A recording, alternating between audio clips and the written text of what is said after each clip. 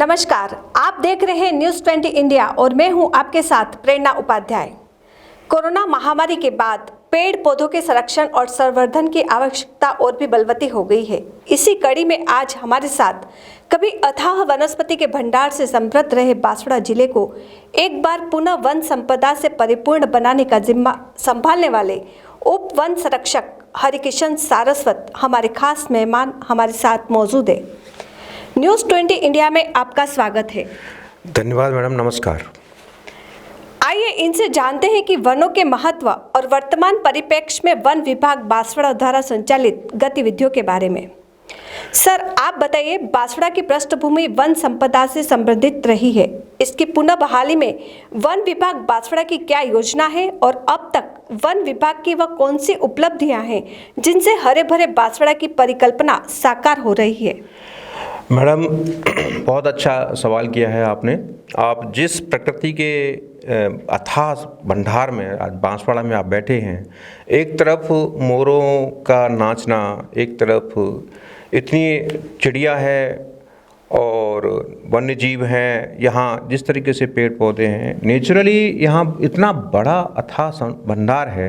जिसकी परिकल्पना मात्र से ही एक महसूस होता है कि राजस्थान न हो करके ये बांसवाड़ा राजस्थान से कहीं परे तो नहीं है, इसलिए चेरापूंजी कहते हैं। हाँ, यहाँ इसलिए इसको चेरापूंजी भी कहते हैं। जी हाँ। और मेरा इसमें एक अनुरोध और निवेदन है कि जिस तरीके से बांसवाड़ा के अंदर वन विभाग ने जो काम किया है, जी हाँ। वन विभाग अपने आप में पूर्ण रूप से यह कोशिश कर रहा है कि जो भी वन क्षेत्र है उसको हरा भरा रखा जाए और हरे भरे के साथ में जितना हमारे 5 सालों के अंदर करीब 10 से 12 हज़ार हेक्टेयर एरिया हमने काम किया है। जैसा कि आप जानते हैं कि बांसवाड़ा का करीब भौगोलिक एरिया 1 लाख हेक्टेयर से ऊपर है। तो इसके अंदर हम धीरे धीरे यह सोच रहे हैं और लगातार कई सालों से ये वन विकास के कार्य चल रहे हैं। अभी जो बात में आप कह रहे हैं, कई स्कीमों के तहत, जैसे RFBP के तहत काम हुआ लास्ट 5 ईयर्स में और 10 ईयर्स में, RGGSY की तरफ से और MJSA first second third phase में बहुत सारे काम हुए। इसमें विशेष रूप से MPT बनाना, CCT बनाना और DCCT बनाना, एनिकट्स बनाना और वो वन विकास और वन क्षेत्रों के अंदर वन्य जीवों के लिए पानी के लिए और उनके रहवास के लिए एक उपयुक्त जगह बनाना, ये हमारे विभाग के बहुत सारी जो काम हैं वो होते रहे हैं। इसी प्रकार जैसे TAD के तहत भी अभी हमने जो सोचा है कि इको टूरिज्म के तहत यहाँ सवाई माता, कलेटिया भैरव जी, सिंहपुरा फाल, ऐसे ही जंगमेर हनुमान जी का मंदिर है, त्रिपुरा सुंदरी जो है क्लस्टर है इसके पास में जो DMFT के तहत, मानगढ़ धाम है, वहाँ पे भी TAD के तहत बहुत सारा काम कराने का उद्देश्य है। अभी देवकोटला जो बहुत माना हुआ यहाँ पे एक महादेव जी का मंदिर है, वहाँ पे भी हमारा सोच है कि भाई वहाँ पे कुछ अच्छा काम किया जाए। इसी प्रकार हम ये सोच रहे हैं कि जो अभी कैंपा के तहत बहुत सारी दीवारें आती हैं, बहुत सारे प्लांटेशंस होते हैं और उसके तहत भी हम बहुत सारे वन क्षेत्र को हम यहाँ पे विशेष जो मैं निवेदन करना चाहूँगा कि वन क्षेत्र को सिर्फ और सिर्फ कवर करने से ही बहुत कुछ जो बायोडाइवर्सिटी अपने आप पनप जाती है। यहाँ जो बांसवाड़ा है बायोडाइवर्सिटी से भरा हुआ है, जैव विविधता से भरा हुआ है, तरह तरह के वन पेड़ पौधे और बहुत सारी ऐसी प्रजातियाँ जो नेचुरली यहाँ ग्रोन हो रही हैं। जैसे सागवान है हमारे जैसे सागवान जैसा क्षेत्र जहाँ पे हमें सिर्फ और सिर्फ उसको संरक्षित करने की ज़रूरत है, तो संरक्षण के लिए हमें अधिक से अधिक यहाँ दीवारें बनाएंगे और जो हमारे BFPMC हैं, जो वन सुरक्षा समितियाँ हैं, उनके थ्रू हमारा ये उद्देश्य है कि वन के पौधारोपण के साथ साथ में हम वन क्षेत्र को हरा भरा बनाएं और विभिन्न जैसे और भी स्कीम्स हैं। जैसे इसके साथ में स्टेट प्लान में भी बहुत सारा वृक्षारोपण का काम होता है और वृक्षारोपण के साथ साथ में हम लोग स्टेट प्लान में भी और सारी चीज़ें भी हम लेते हैं जिसमें हम लोग एनिकट भी है हमारे पास में और MCT वगैरह MPT वगैरह सारे बनाते हैं और ये कोशिश करते हैं कि जो हमारा वन क्षेत्र है वो हरा भरा बना रहे। जी हाँ, और राज्य सरकार की घर घर औषधि पौध वितरण अभियान का भी अभी पिछले दिनों शुभारंभ हुआ है, तो उसका क्या उद्देश्य है और अब तक ये अभियान किस पड़ाव तक आ पहुंचा है, इसके बारे में भी आप बताइए। बहुत अच्छी बात कही मैडम आपने। माननीय मुख्यमंत्री यशस्वी मुख्यमंत्री श्री अशोक जी गहलोत द्वारा जो उनकी कैबिनेट की आज्ञा 26/4/2021 को ये आदेश हुए, आज्ञा हुई कि हमारे जो कोरोना काल है, इस कोरोना काल के अंदर जनमानस भयभीत है कि भाई ये क्या बीमारी आई है और किस तरीके से इसको इम्यूनिटी पावर को बढ़ाया जाए। तो हमारे विभाग के हमारे जो मुखिया और आज जो मुखिया हैं डॉक्टर DN पांडे साहब के जो दिमाग में जो परिकल्पना थी, उसको सरोकार करने के लिए उन्होंने यह वन विभाग की एक महती योजना के रूप में इसको हमने आगे लिया है, जिसमें विशेष रूप से जो भी व्यक्ति है उसकी इम्यूनिटी पावर को बढ़ाने के लिए हमने कालमेघ, अश्वगंधा, तुलसी और गिलोय, ये 4 प्रजातियां हैं, इनको हम लोग जो हैं उगा रहे हैं। और इन 4 प्रजातियों के 2-2 पौधे जो हैं, कुल 8 पौधों की एक किट एक परिवार को निःशुल्क देने का जो प्रावधान है, ये सरकार के इसी सोच को व्यक्त करता है कि इस कोरोना काल में बहुत कुछ खोया है, लेकिन अब कुछ पाने के लिए भी हमें आशा रखनी चाहिए। और इससे हमें ये आशा ही नहीं, पूर्ण विश्वास है कि यदि व्यक्ति इसका सदुपयोग करेगा और घर घर जो औषधि के रूप में ये जो पौधे पहुंच रहे हैं, इनका अगर उपयोग करेगा तो उनकी इम्यूनिटी पावर बढ़ेगी। इसी योजना के तहत मैं निवेदन करना चाहता हूं कि बांसवाड़ा की लगभग 3,66,682 परिवार जो कि 2011 के सेंसस के हिसाब से हैं, और हम उनके लिए 10% एक्स्ट्रा पौधों का हमने रोपण किया है। और 16,13,401 पौधे जो हैं हम लोगों ने विभिन्न 14 नर्सरियों के अंदर तैयार किए हैं। ये 14 नर्सरियां, जिसमें विशेष रूप से बांसवाड़ा के अंदर 6 लाख का हमने टारगेट रखा है, घाटोल में 2 लाख का रखा है, गढ़ी के अंदर 2 लाख का है, इसी तरीके से सज्जनगढ़ और कुशलगढ़ में 2 लाख का, और बागीदौरा के अंदर भी हमने 2 लाख का रखा है। रिमेनिंग जो था 2,13,401 वो हमने कुशलगढ़ के अंदर रखा है।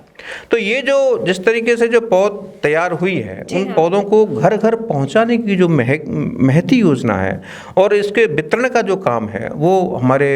जिला कलेक्टर महोदय हैं हमारे बांसवाड़ा के, उनके अध्यक्षता में एक टास्क फोर्स का निर्माण किया हुआ है। और वो उस गठन के टास्क फोर्स के अंदर गठन के बाद पौध वितरण का जो हमारा मेन जो काम है, जिसमें हमने जिला परिषद का सहयोग हमें मिल रहा है। और इस सहयोग से हमें घर घर औषधि पहुंचाने में उनके विकास अधिकारी, PEO वगैरह, और हमारे जो कोरोना काल के अंदर मेन रूप से जो कोर कमेटी बनी थी, उसके अंदर हमारे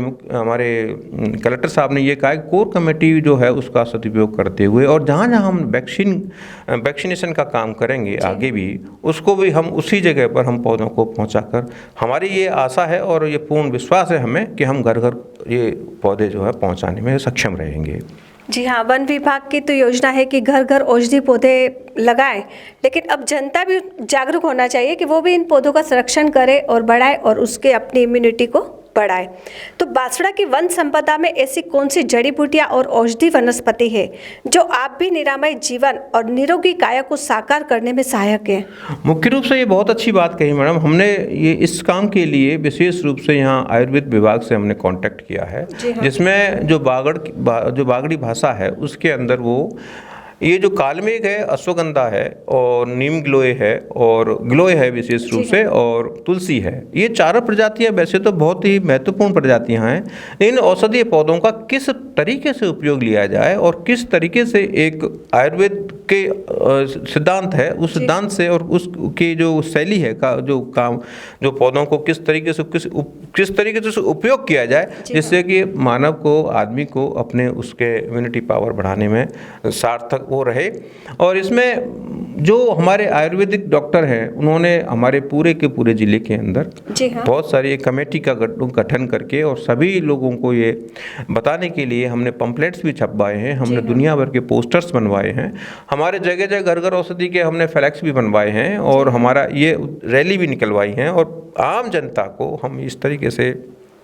तैयार कर रहे हैं कि भाई आप इन पौधों को इस तरीके से लगाएं, इस तरीके से आप उसका उपयोग करें और घर घर ले जा कर के अपने जो मेन जो प्रॉब्लम है, वो जो कोरोना की वजह से जो आपको भय है, उसको भय से मुक्त होकर के अपना जीवन जो है सफल बनाएं। जी हाँ सर, कहीं ना कहीं इन औषधि पौधों का उपयोग करके हम कोरोना की तीसरी लहर से बच सकते हैं। तो बांसवाड़ा के प्रत्येक व्यक्ति के लिए आपका क्या संदेश है जिस पर अमल करके हम बांसवाड़ा के चप्पे चप्पे को हरियाली से ओतप्रोत बना सकते हैं? बहुत अच्छी बात कही। बिना जनता के, बिना पब्लिक के सहारे से कोई काम नहीं हो सकता। जी हाँ। वन विभाग आप सभी का सहयोग चाहता है और अपेक्षा करता है कि आप प्रत्येक व्यक्ति, जैसे मेरे पास में कई एनजीओज़ हैं, कई तरीके के जो ऐसे जो स्वयंसेवी संस्थाएं हैं और कुछ ऐसे व्यक्ति विशेष भी हैं, कुछ लोग हैं जो उन्होंने मेरे से संपर्क किया है और उन्होंने कहा है कि हम जो हैं इस घर घर औषधि योजना का जो तरीका उद्देश्य है उसको पूर्ण करने में हम आपके साथ हैं और आपका सहयोग करेंगे। तो उनका सहयोग बहुत ही अपेक्षित है और मैं आशा करता हूँ कि उनके सहयोग के बगैर और जो तरीका और जो व्यक्ति है कोई भी अगर उसको लगाता है और उनके सहयोग से लगाता है तो मैं सारी जनता, सारी आम जन से मैं ये आशा करता हूँ कि वो इस घर घर औषधि योजना का पूरा लाभ उठाएं और अपने घर में, अपने घर के किसी कोने में गमले के अंदर या कोई सार्वजनिक ज़मीन पर या ऐसा लगता है कि ये कोई ऐसी जगह है जहां हम लोग पौधे ये लगा सकते हैं, तो ये तो ऐसे पौधे हैं जो ज़्यादा ज़मीन की इनको ज़रूरत नहीं। ये गिलोय को आप किसी भी पेड़ के ऊपर चढ़ा सकते हैं। इसी तरीके से हम अश्वगंधा है या कालमेघ है, इनको छोटा से पौधे होते हैं एक, और घर में किसी भी आंगन के अंदर या छत के ऊपर आप अगर चाहें तो एक टोकरी के अंदर मिट्टी रख करके 1 फुट की 2 फुट की अगर मिट्टी में अगर खाद और मिक्स करके इसमें 2x2x1 का मतलब मेरा निवेदन ये है कि 2 तगारी आप मिट्टी ले सकते हो, 2 तगारी खाद ले लें और एक रेत जो एक तगारी रेत का लेकर के इस रेशियो के अंदर या इन पौधों को मिट्टी को फैला करके और किसी भी जगह पर रखते हुए और इनको पौधों को लगाते हो तो मुझे आशा नहीं पूर्ण विश्वास है कि ये पौधे आपके लिए आपके जीवन को सफल बनाने में सफल रहेंगे। जी हाँ, छोटे से गमले में भी ये पौधे लगा के हम हमारी इम्यूनिटी को बूस्टर कर सकते हैं। फिर हाजिर होंगे खास मुलाकात कार्यक्रम में खास मेहमान के साथ। तब तक देखते रहिए न्यूज़ 20 इंडिया। नमस्कार।